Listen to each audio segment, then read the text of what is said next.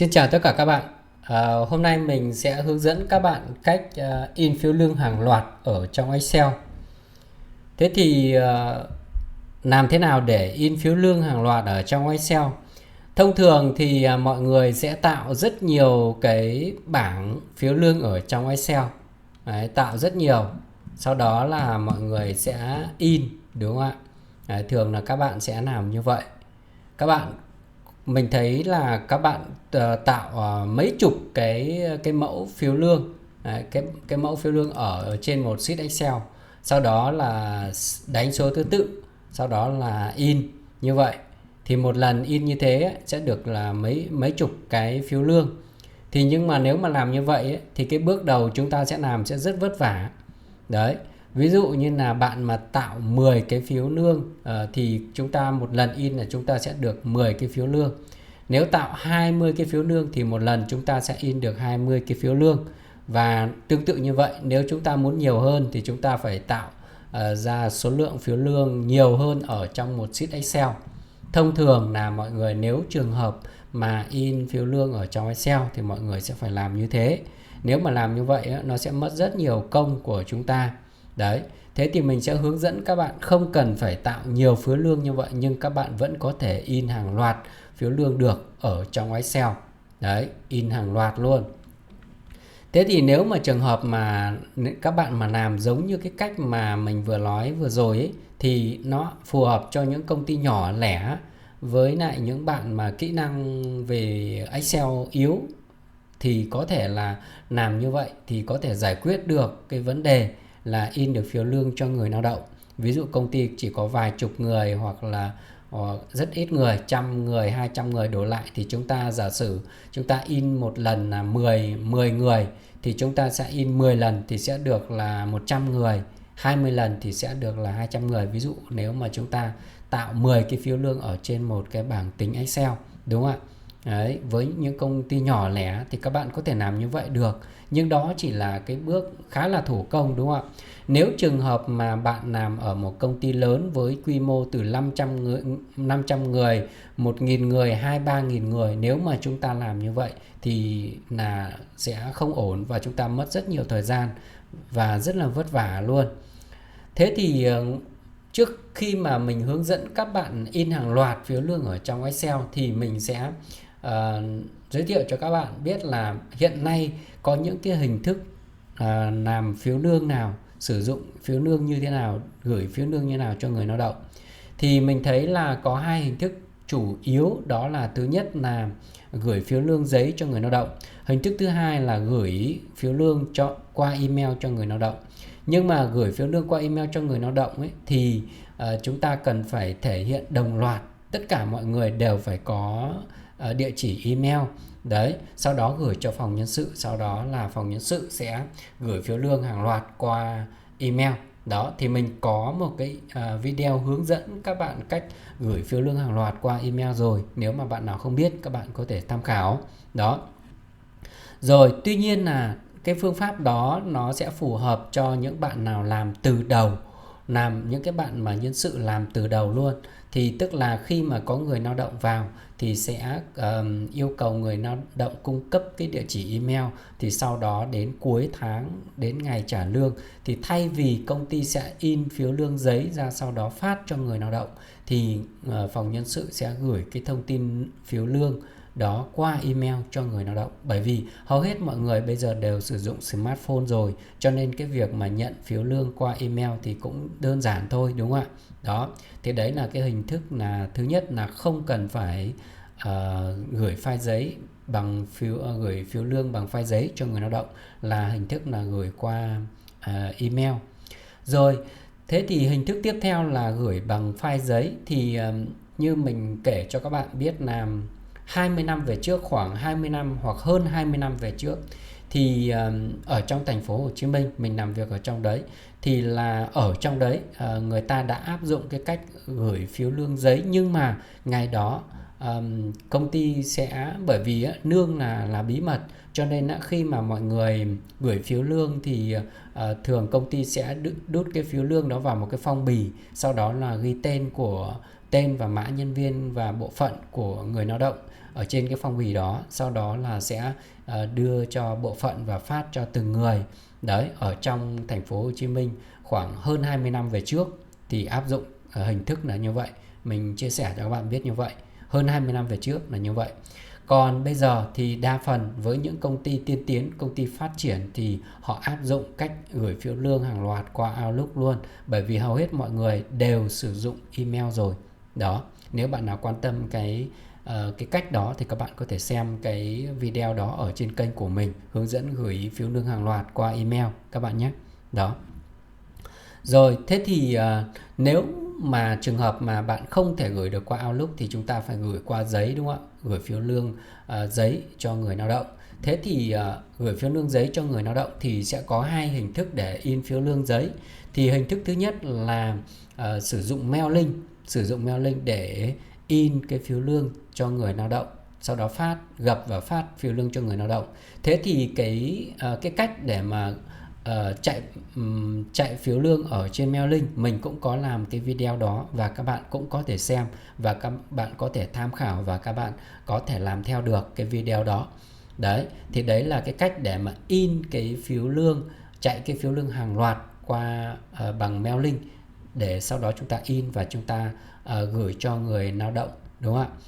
Rồi, nhưng ở cái video này mình sẽ hướng dẫn các bạn in hàng loạt ở trong Excel mà không cần phải gửi qua email này, rồi là cũng không cần phải sử dụng mail link. Thì đây là cái cách mà hầu hết là ít người có thể biết làm các bạn nhé. Cách này là ít người biết làm hơn. Đó. Cách này chỉ áp dụng cho những bạn nào biết một chút về lập trình VBA, hoặc bạn có thể xem cái video của mình đây thì các bạn có thể làm được như vậy nha các bạn nhé. Thì mình sẽ cho các bạn xem cái ví dụ trước. Rồi, như trên màn hình các bạn thấy, đây là trường hợp mà mình có tạo trên một cái bảng tính Excel có hai cái phiếu lương, đúng không ạ?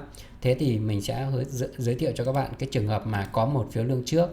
Thì đây là cái trường hợp là trên cái bảng tính của mình chỉ tạo một phiếu lương duy nhất. Đó là cái trường hợp mình muốn in cái phiếu lương ra cái dạng giấy A4. Đó, thì mình nhấn Ctrl B trên bàn phím thì các bạn sẽ thấy là cái phiếu lương của mình đây ở trên một trang giấy A4 như thế này. Đó. Rồi thì chúng ta sẽ tạo một cái bảng tính như thế này thôi, đúng không ạ? Chúng ta tạo một cái bảng và liệt kê đầy đủ thông tin mà chúng ta cần phải thể hiện cho người lao động. Thông tin đây chỉ là mô phỏng các bạn nhé. Đó. Rồi sau đó là các bạn sẽ có gồm là mã nhân viên, họ tên, rồi bộ phận, đúng không ạ? Đấy. Rồi là các cái khoản là ngày công, rồi là các khoản phụ cấp, rồi là tăng ca, rồi các khoản giảm trừ và lương thực nhận. Ví dụ như vậy. Đây là một cái mẫu phiếu lương mô phỏng để mình làm cho các bạn xem. Rồi thì ở đây thì các bạn sẽ điền thông tin bình thường. Đầu tiên là các bạn có mã nhân viên như này. Rồi để có họ tên thì chúng ta sẽ dùng cái hàm VLOOKUP để chúng ta sẽ dò tìm theo mã nhân viên, để chúng ta sẽ lấy cái thông tin của họ tên của người lao động ở bên bảng lương hoặc là ở bên cái bảng nào đó mà khi mà chúng ta chỉ cần cái mã thay đổi thì cái họ tên thay đổi và bộ phận cũng thay đổi theo, và các cái khoản mức lương này, ngày công này cũng tự động thay đổi theo các bạn nhé. Thì các bạn sẽ dùng cái hàm VLOOKUP và dò theo cái mã này. Các bạn chú ý cho mình nhé. Dùng hàm VLOOKUP, tất cả thông tin ở dưới này đều dùng hàm VLOOKUP để lấy thông tin các bạn nhé. Đấy, dùng hàm VLOOKUP để lấy thông tin như thế này.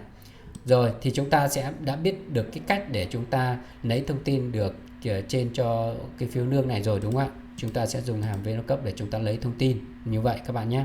Sau đó bây giờ chúng ta tiếp tục là chúng ta sẽ có cái phần là cái mục này in từ và in đến, đúng không ạ? Thì chúng ta chỉ việc là nhập in từ đâu đến đâu đó, thì sau đó chúng ta bấm nút print này thì cái phiếu lương đó nó sẽ ra các bạn nhé. Ví dụ mình in người đầu tiên, mình chọn từ số 1 này đến số 1 thì mình sẽ bấm print ở đây, thì sau đó bấm print nhá các bạn nhé.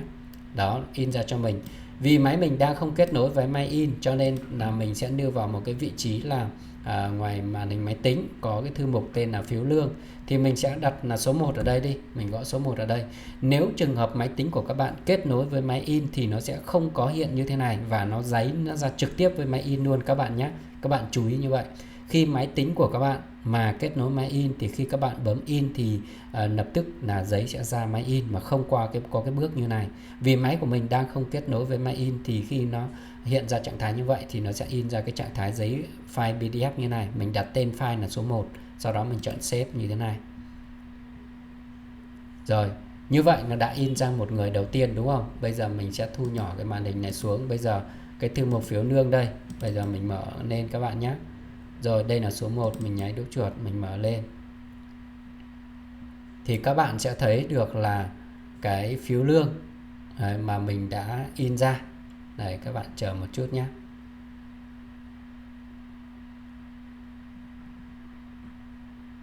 Đây các bạn nhé.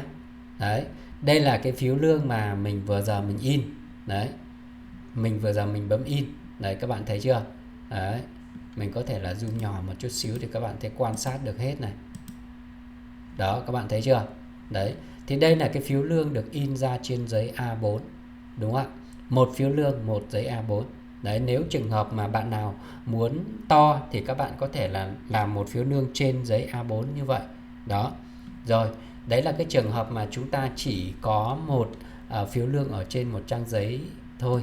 Đấy, thì đấy là mình in từ người số 1 đúng không? Nếu mà mình in từ người, giả sử bây giờ mình in người số 2 đến người số 3, tức là nó sẽ ra thêm 2 người nữa. Các bạn hiểu chưa? Ra thêm 2 người nữa, mình bấm này.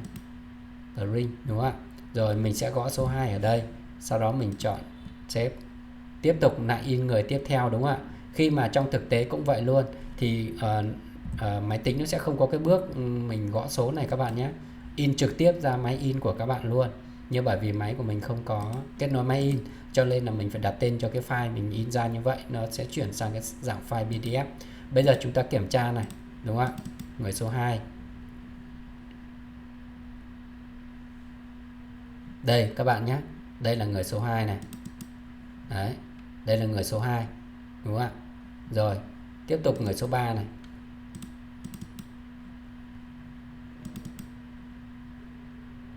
Mình mở cho các bạn xem người số 3.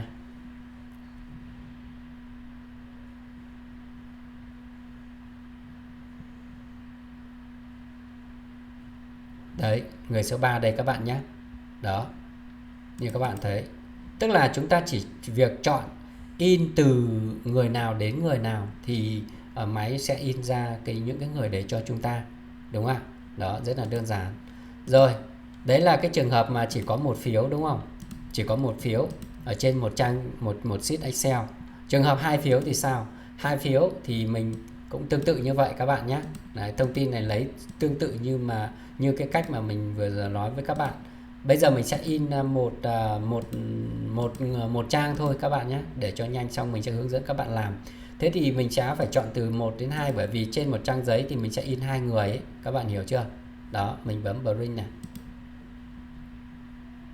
Rồi mình sẽ đặt là phiếu lương 2, phiếu số 2, mình đặt tên là như vậy, enter.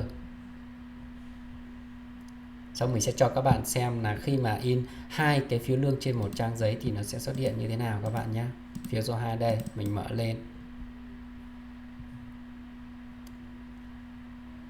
Đây các bạn nhé. Đó. Thì đây là cái cách để mà in 2 cái phiếu lương trên một trang giấy luôn. Thì sau đó là chúng ta phải cắt ra đúng không ạ? Thì 2 cái phiếu lương này được in ở trên một trang giấy A4. Sau khi chúng ta cắt đôi ra thì nó sẽ thuộc giấy A5. Còn nếu trường hợp các bạn có sẵn giấy A5 thì các bạn có thể cài đặt và in trực tiếp ra giấy A5 bằng cách là in một trang giấy. Thay vì chúng ta in giấy A4 như là lúc vừa rồi mình cho các bạn xem, thì các bạn có thể là, nếu máy in được giấy A5 thì các bạn có thể là cài đặt trang giấy là in A5 và các bạn chỉ cần làm trên một bảng Excel là một cái phiếu lương cũng được. Nhưng mà nếu trường hợp máy in của các bạn không có in được giấy A5 thì các bạn sẽ in giấy A4 và các bạn sẽ làm 2 cái phần như thế này. Đó, các bạn quay ngang trang giấy ra, sau đó là các bạn in và sau đó tất nhiên là chúng ta sẽ phải cắt rồi đúng không ạ? Chúng ta dùng máy cắt để chúng ta cắt. Đấy, chúng ta dùng dao cắt để chúng ta cắt đúng không ạ? Rồi, ok, thế thì bây giờ chúng ta sẽ tiến hành để chúng ta lập một cái đoạn code để chúng ta có thể in được ra như vậy. Mình sẽ xóa ở đây đi các bạn nhé, mình nhấn delete để mình xóa đi. Thì bây giờ mình sẽ hướng dẫn các bạn để các bạn có thể làm được ra như vậy. Thì đầu tiên là chúng ta sẽ làm như sau. Chúng ta cần có một cái thẻ developer ở trên này. Để có cái thẻ này các bạn sẽ chuột phải vào, ví dụ các bạn chọn một cái thẻ home chẳng hạn, các bạn chuột phải vào đây, sau các bạn chọn là customize ribbon nhé. Đó, sau các bạn nhớ tích vào cái mục là developer này cho mình. Các bạn tích vào đây nhé, thì Excel của các bạn mới có cái phần thẻ developer đấy. Sau đó chúng ta chọn OK. Thì lúc này chúng ta sẽ có được cái thẻ developer ở trên này các bạn nhé. Rồi tiếp theo là chúng ta sẽ vào chọn tab thẻ developer, sau đó chúng ta sẽ chọn là Visual Basic. Đấy, đây là hai cái đoạn code mà mình đã viết để mà chạy cho các bạn xem vừa rồi đấy. Thì bây giờ mình sẽ viết lại từ đầu cho các bạn xem nhé. Mình sẽ thêm một cái module mới, mình chọn là Insert, mình chọn là module. Rồi, bây giờ mình sẽ đặt tên cái phiếu đầu tiên, mình sẽ làm ở trên cái phiếu số 1 trước. Đấy, phiếu số 1, để xong mình sẽ viết phiếu số 2 và mình sẽ in hàng loạt cho các bạn xem. Rồi, mình sẽ để như này để cho các bạn nhìn thấy nhé. Rồi, tiếp theo nhé, bây giờ mình sẽ viết một cái sub như sau.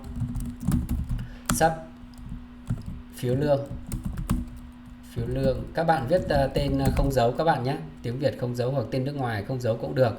Phiếu lương 1 đi, enter. Đấy, mình đặt tên là sub phiếu lương 1, các bạn nhớ giúp mình nhé. Sau đó mình khai báo một cái biến dim y at long như thế này, at long. Rồi tiếp sau đó chúng ta sẽ dùng một cái vòng lặp for y sẽ bằng là từ sheet. Bây giờ cái phiếu lương 1, các bạn nhìn bên trái này, phiếu lương 1 nằm ở sheet 7 đúng không ạ? Sheet 7 này, chấm y sẽ bằng từ sheet 7 này, sheet 7 rank này, từ cái ô nào?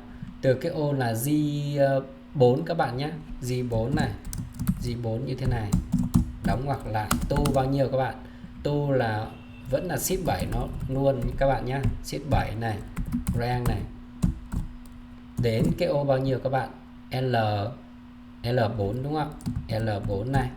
Đó, để khi mà chúng ta gõ số vào trong hai cái ô này thì cái tự động y nó sẽ chạy từ cái ô này đến ô này cho chúng ta, ý nghĩa là như vậy. Rồi, tiếp theo có for thì có next thì chúng ta sẽ next ở đây. Nếu mà trường hợp sau khi mà y nó chạy như vậy thì chúng ta muốn làm cái thao tác gì thì chúng ta sẽ muốn là in ra đúng không? Thì chúng ta sẽ chọn sheet 7 này, chấm bring out này.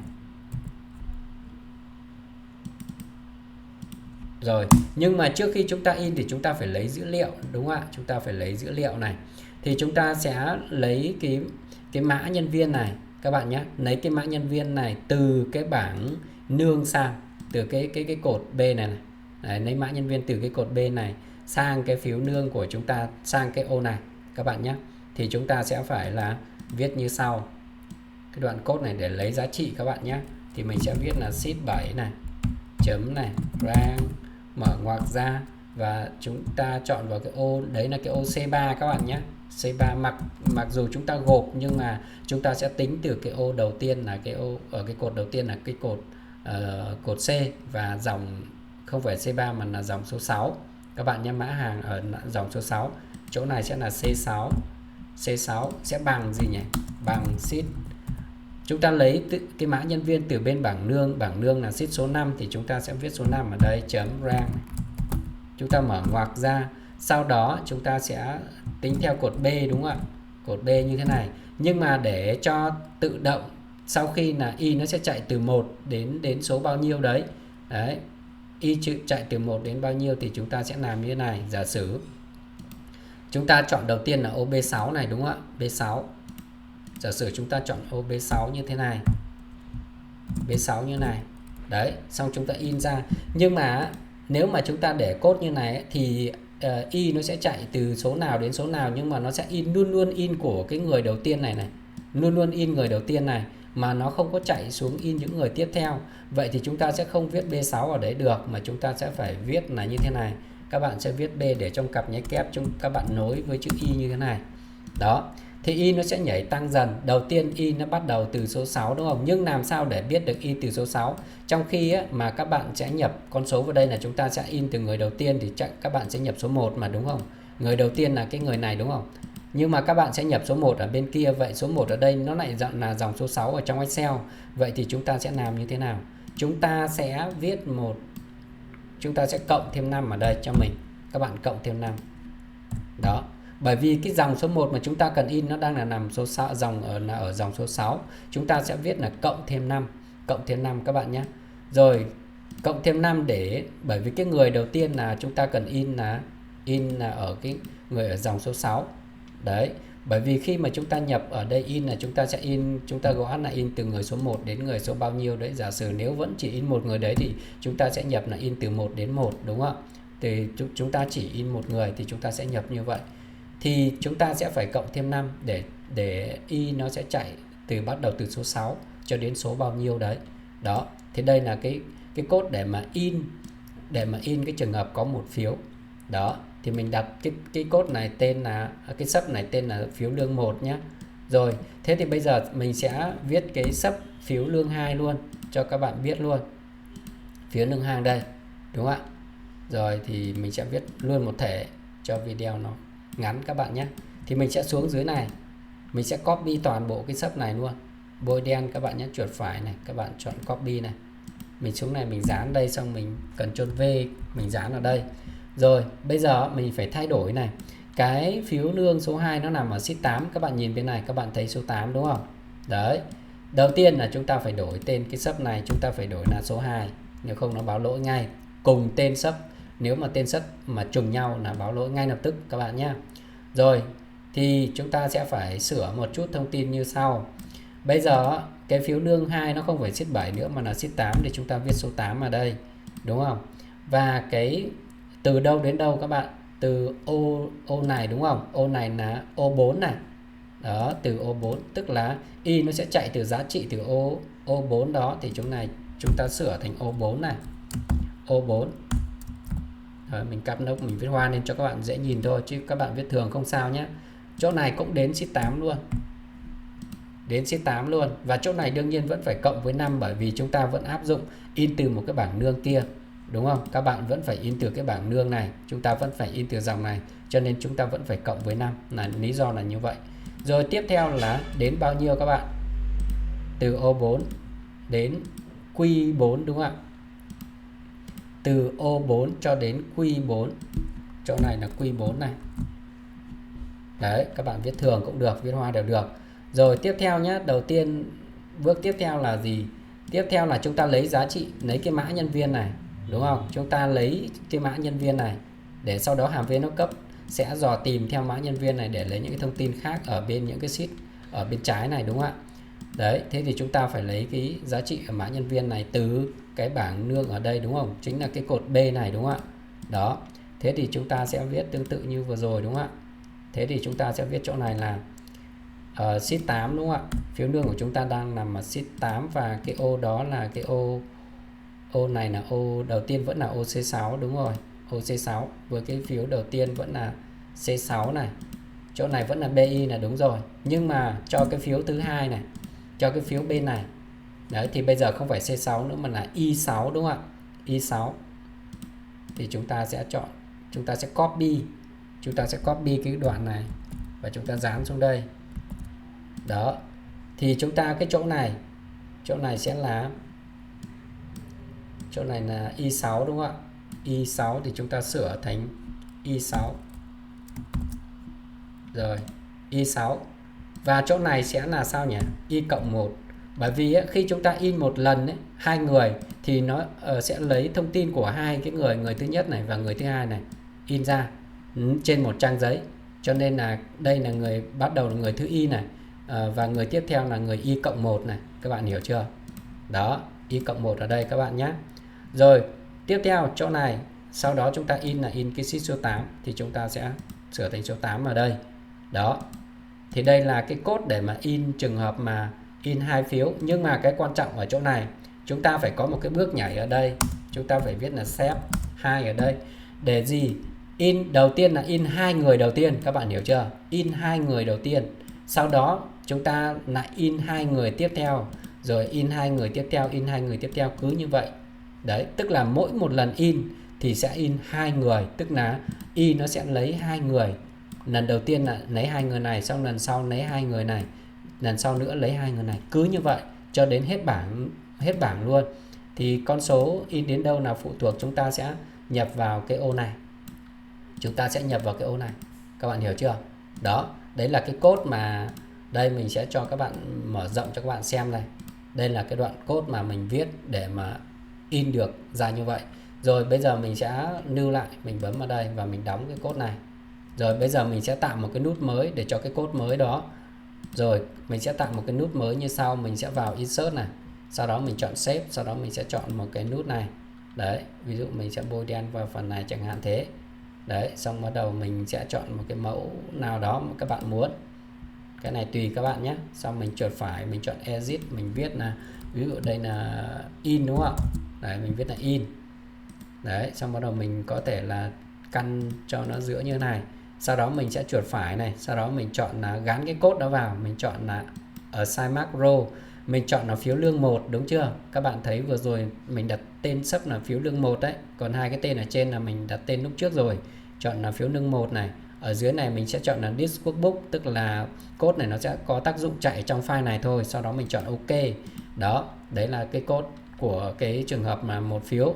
Rồi trường hợp là phiếu số 2 cũng tương tự như vậy, chúng ta sẽ chọn là insert, chúng ta chọn save và chúng ta sẽ chọn một cái vẽ một cái save ra.